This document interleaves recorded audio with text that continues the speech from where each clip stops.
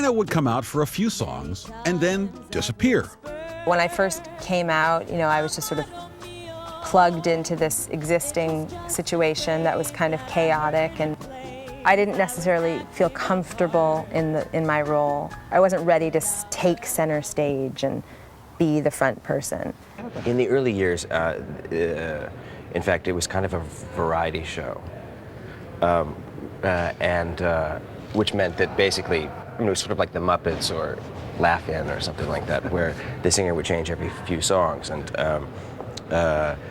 if one has ever worked with singers, one knows that that's a very difficult thing to pull off for a long period of time. But then at one point, I realized I needed to step it up, and there was sort of a difficult year where I was questioning everything, whether I could do it. And then suddenly I just sort of did it. These days, China is out in front on nearly every song. The sun has left and forgotten me. It's dark, I cannot see. Why does this rain pour down? I'm gonna drown in a sea of deep confusion. That's Hang On Little Tomato, the title tune from the long-awaited, putting it mildly, new Pink Martini recording.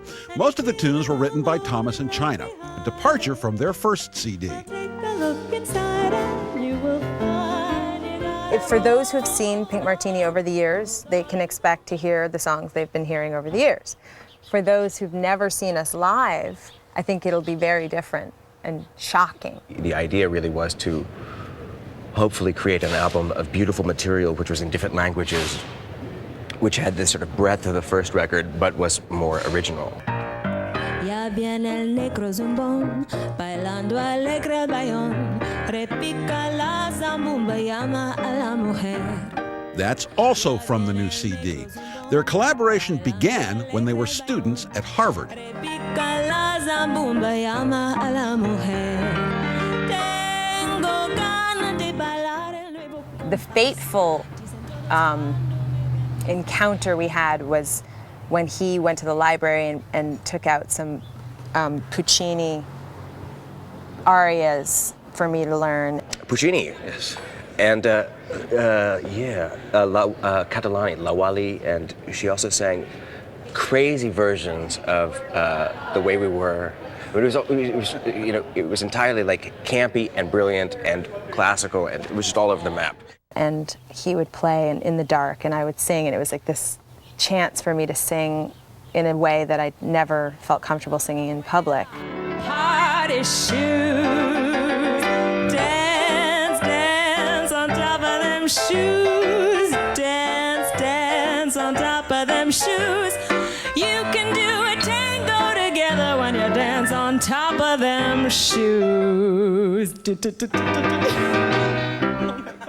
Then I didn't hear from him after college for 3 years, and I was living in New York and just doing my own music, and he called and sort of desperately, didn't have a lot of time. It was like, in 2 days I need you to fly to Portland and sing with my band, and I'm gonna FedEx you the tape, and you have to learn the songs on the plane, and we have 4 shows in 3 days, can you do it?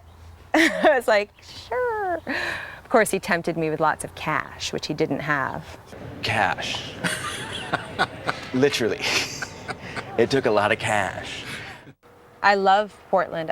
Once I left New York and moved here and was here for a few years, it just seems impossible to move back to those conditions, And I'm kind of a homebody, so I'd rather have a nice big home. Home means pruning roses. But it also means a familiar place to write, surrounded by pictures of her family. Every day is a new day. Every night is a gift. Every dream is a memory of what I missed.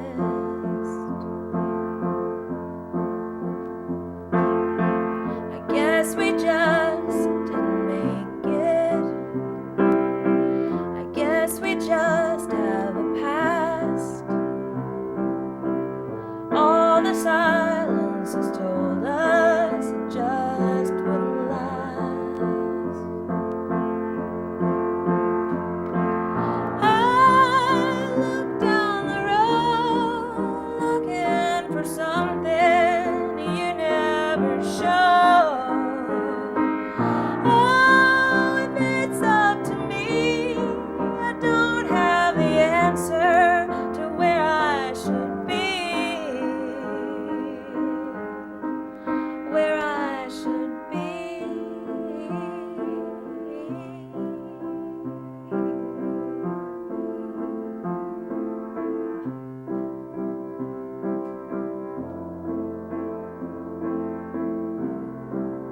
This is my dad. I did this monotype in college from a photograph of my dad. And my dad died in '98, so I tend to have a lot of pictures of him around. This is him holding me in his overalls with my sister on his shoulders.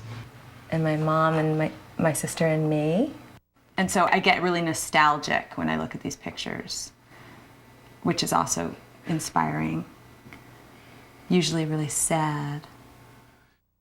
I always want to be more soulful in my songwriting, and I'm not really very soulful when I sing. I mean, hopefully I'm soulful, but not in an R&B way.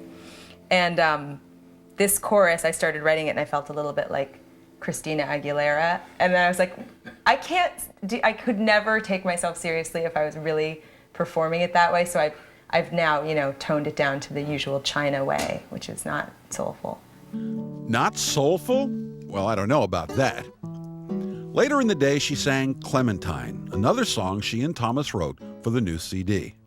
If tomorrow's sun doesn't shine, if no creatures stir in the morning time, if the clouds go still in the sky, and the days roll in and pass us by,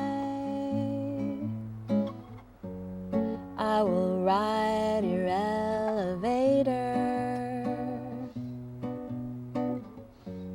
We'll stay out till it is later.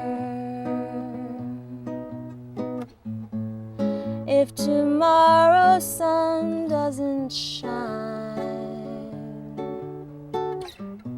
at least I'll have my Clementine. I mean, the thing about China Forbes is that she is truly a star in every sense. It's like, Betty Davis or Joan Crawford kind of found their identities on the screen, and I think that similarly, like China is that kind of sort of caliber of star. Portland is so embracing, and I love playing Portland. I mean, it's really, it's extra special to play for a Portland audience. And I mean, I love that they want us to be theirs. We will always be theirs, ours, Portland's. There's a place that nobody knows. There's a